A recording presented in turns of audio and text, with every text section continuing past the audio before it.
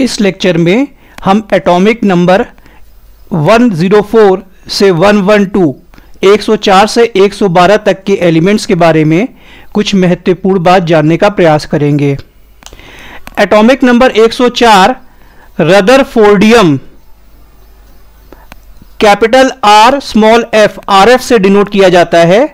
यह बेसिकली एक नामी गिरामी न्यूक्लियर फिजिसिस्ट, जिसको फादर ऑफ न्यूक्लियर फिजिक्स भी कहते हैं, अर्नेस्ट रदरफोर्ड के नाम पर रखा गया है। रदरफोर्ड को 1908 में केमिस्ट्री में नोबेल प्राइज मिला था और उसको Nobel prize basically disintegration of elements और chemistry of radio active substances के लिए मिला था।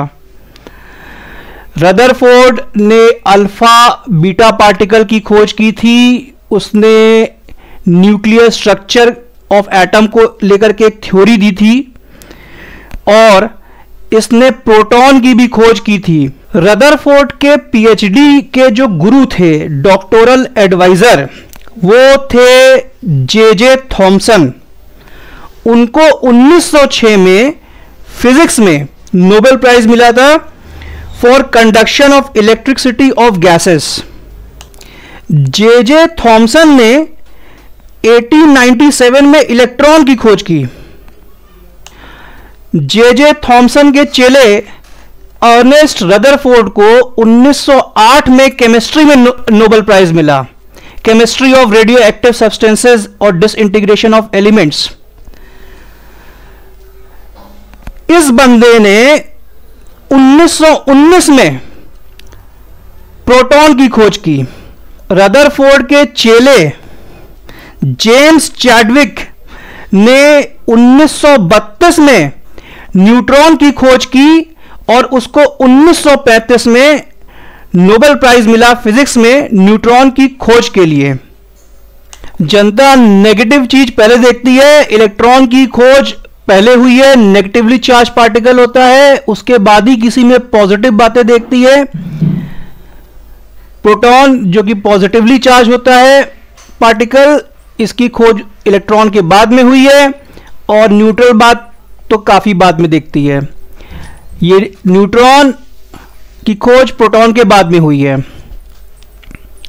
जेम्स चैडविक के पीएचडी डॉक्टोरल एडवाइजर रदरफोर्ड था। रदरफोर्ड का डॉक्टोरल एडवाइजर पीएचडी का जे थॉमसन था।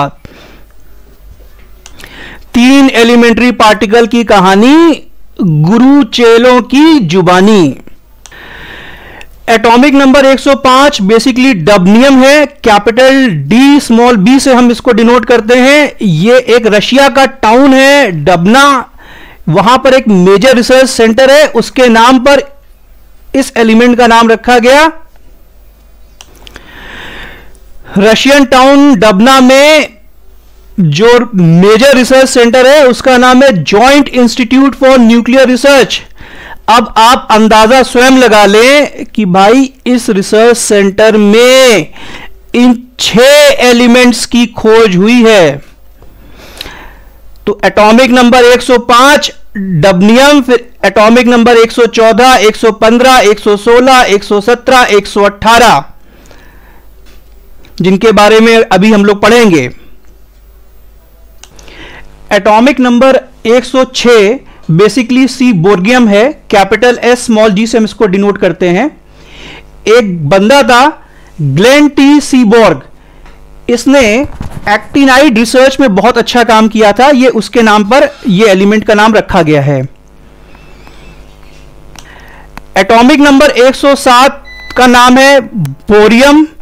ये capital B small H, B H से डिनोट किया जाता है और इस एलिमेंट का नाम नील बोर के नाम पे रखा गया है, जिसने एटॉमिक स्ट्रक्चर थ्योरी के बारे में हमें इंपॉर्टेंट जानकारियां दी थी, जो आज भी कुछ हद तक प्रासंगिक भी हैं।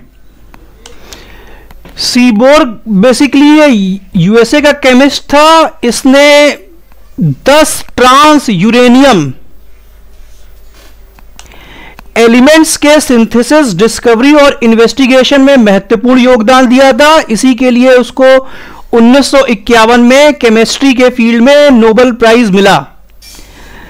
नील बोर तो भाई आप पढ़ेंगे ही पढ़ेंगे, है ना।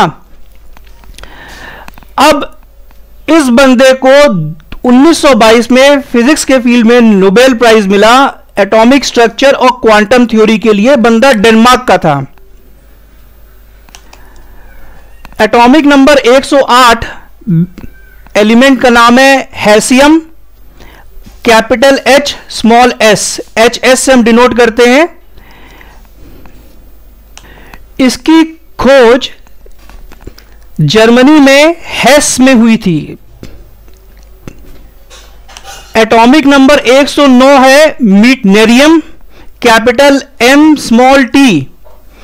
ये एक नामी गिरामी था जिसका नाम था लिस मीटनर। इसने बेसिकली जो इंपॉर्टेंट काम किया था न्यूक्लियर फिजन के बारे में इसने खोज की थी।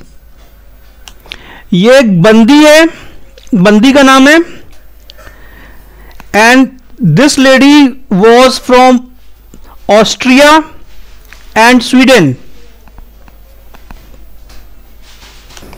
एटॉमिक नंबर 110, एलिमेंट का नाम है darmstadtium, capital D small s, डार्म stadium.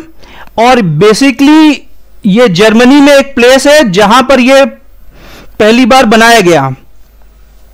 German भाषा में इसका जो उच्चारण होगा वो होगा डार्मस्टैट, डार्मस्टैट। एटॉमिक नंबर 111, एलिमेंट का नाम है कैपिटल R स्मॉल g। इसमें O को आप उच्चारण में मत लीजिएगा, तो सही उच्चारण होगा रेंटजिनियम। और ये बेसिकली जिस बंदे ने एक्स रेस की डिस्कवरी की थी उसके नाम पर रखा गया है इस एलिमेंट का नाम। तो ये बंदा बेसिकली जर्मन था और इसकी जर्मन भाषा में जो उच्चारण होगा इसके नाम का वो होगा रंटगन, रंटगन। और इस बंदे को फिजिक्स के फील्ड में पहली बार, मतलब यानी कि फिजिक्स में जो नोबेल प्राइज दिया गया था तो पहला नोबेल प्राइज इसी बंदे को मिला था। नोबेल प्राइज, पहला नोबेल प्राइज 1901 में दिया गया था और फिजिक्स के फील्ड का पहला नोबेल लॉरेट यही बंदा है, जर्मन फिजिसिस्ट। और इस बंदे ने बेसिकली उस टाइम में प्रोड्यूस किया था और डिटेक्ट किया था इलेक्ट्रोमैग्नेटिक रेडिएशन एक पर्टिकुलर वेवलेंथ की रेंज में, जिसको बाद में नाम दिया गया एक्स रेज। एलिमेंट का उच्चारण होगा रेंटजेनियम, ओ को एकदम भूल जाना, रेंटजेनियम। और इसको जिसने डिस्कवर किया था है ना, एक्स रेस को, ठीक है, एलिमेंट को नहीं, एक्स रेस के डिस्कवरर के नाम पे रखा गया है। ठीक है, पहला नोबेल लॉरेट है फिजिक्स के फील्ड का, उसके नाम का उच्चारण होगा रंटगन। अब आप जो चाहे जो उच्चारण कर लो, है ना, बहुत अधिक फर्क नहीं पड़ता है, अनटिल अनलेस आप जर्मनी में जाकर के गलत उच्चारण करें इसके नाम का।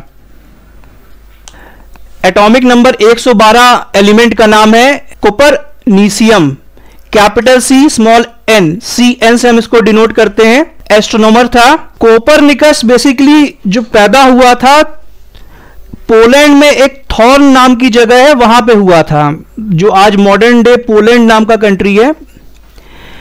अब इस बंदे ने 1543 में अपनी पुस्तक में यह बात कही कि भाई ये जो सूर्य है वो केंद्र में है और पृथ्वी और बाकी सारे प्लैनेट्स उसके चारों ओर चक्कर लगाते हैं। आप कहेंगे भाई ये कौन सी बहुत बड़ी बात हुई। भाई इससे पहले इस बात को यदि कोई कह देता तो भाई उसकी हत्या हो जाती। ऐसा यूरोप में मान्यता थी। यूरोप के लोग बहुत ही अधिक रूढ़िवादी ईसाई थे और उन्होंने ईसाईयत में, बाइबल में जो भी बातें लिखी हैं ना, उनका यदि साइंस के इस्तेमाल करके आप उन बातों को झूठा साबित करें ना तो पागल हो जाते थे। उनका कहना था भाई बाइबल है तो सब कुछ सही है और जो भी कहा है ना, वो ईश्वर ने कहा है और सब कुछ सही है, और आप इसका विरोध कर रहे हैं। तो हम लोग देखेंगे गैलीलियो है ना को मार दिया, और भी बहुत सारे साइंटिस्ट को मार दिया इन लोगों ने, कि उन्होंने ऐसी कुछ बात कही जो एक तरीके से कॉन्ट्रडिक्ट करती थी बाइबल की बातों का।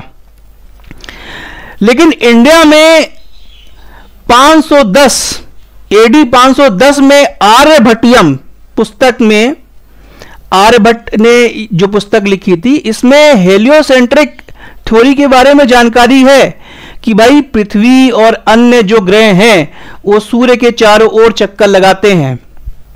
तो इंडिया में ऐसा कोई माहौल नहीं है कि भाई आप धर्म के विपरीत कोई बात कर दें, है ना, और आपकी लोग हत्या कर दें।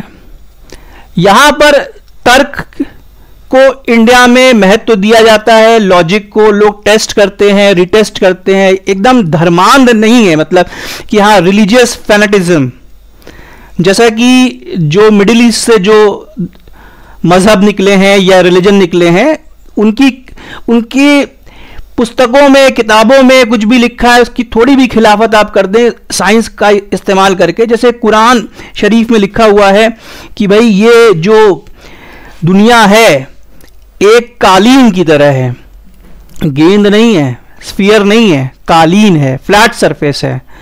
तो भाई खिलाफत कर दोगे वहां जाकर के तो भाई हत्या हो जाएगी, और बहुत लोग की हत्याएं हुई भी हैं। अब इंडिया में ये बात बार बार उठती है कि भाई ये जो हेलियोसेंट्रिक थ्योरी है, इंडिया में कई लोगों ने इस पे प्रकाश डाला, वो भी 1000 साल पहले, कोपरनिकस के पैदा होने से 1000 साल पहले से इंडिया में ये बात आम बात थी। और फिर कुछ लोग कहते थे इंडिया से ये बातें ग्रीस में भी गई, और ग्रीस में भी इन सब थ्योरीज के बारे में जानकारी थी। तो कोपरनिकस ने कुछ नया नहीं किया, बस इधर से कुछ चुरा लिया, उधर से कुछ चुरा लिया, है ना। लेकिन मैं थोड़ा सा इस बात से डिसएग्री करता हूं। कोपरनिकस ने डेफिनेटली यह फंडा, है ना, जो ऑलरेडी डोमेन में था, लोगों की जानकारी में था, उसको यूज किया, लेकिन उसने डिटेल्ड मैथमेटिकल मॉडल दिया और एक कॉम्प्रिहेंसिव एक्सप्लेनेशन दी हेलियोसेंट्रिक थ्योरी की, कि सूर्य केंद्र में है, एक्सेट्रा एक्सेट्रा। तो थोड़ा बहुत तो क्रेडिट उसको मिलना चाहिए, लेकिन बहुत अधिक क्रेडिट दे दिया गया है ना।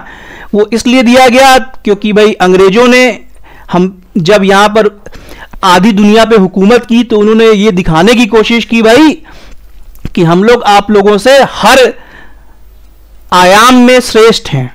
तो वो लोग कैसे मान लेते हैं कि भैया इंडिया में एक इतनी इंपॉर्टेंट थ्योरीज की, है ना, जैसे कि लॉज ऑफ मोशन है, ग्रेविटी है, हेलियोसेंट्रिक थ्योरी है, भाई ये सब खोज इंडिया में हमसे पहले कैसे हो गई। तो उन्होंने हमको बरगलाया और हमको समझाया कि भाई ये सब तो हमारे जो पूर्वज थे, है ना, और उन्होंने खोज की। अब भैया इसमें बहुत लोग ईसाई नहीं भी थे जिन्होंने कुछ काम किया, for example Greek and Romans, लेकिन उन्होंने सबको अपना मान लिया, सबको ईसाई डिक्लेयर कर दिया, है ना। जबकि ग्रीक और रोमन्स एक तरीके से आप उनको हिंदू मान सकते हैं, तरीका उनका, पूजा पद्धति, सब कुछ उनकी हिंदू तरीके की थी। और एक विषय ये भी आप जान जाओ कि भाई देखो क्या होता है, भाषा बदल जाती है, नाम बदल जाते हैं, है ना। तो आप बाकी आप चीजों को देखेंगे तो, या इजिप्ट के सिविलाइजेशन में देखेंगे तो चीजें बहुत सेम है, like Hindus only. Is this point clear?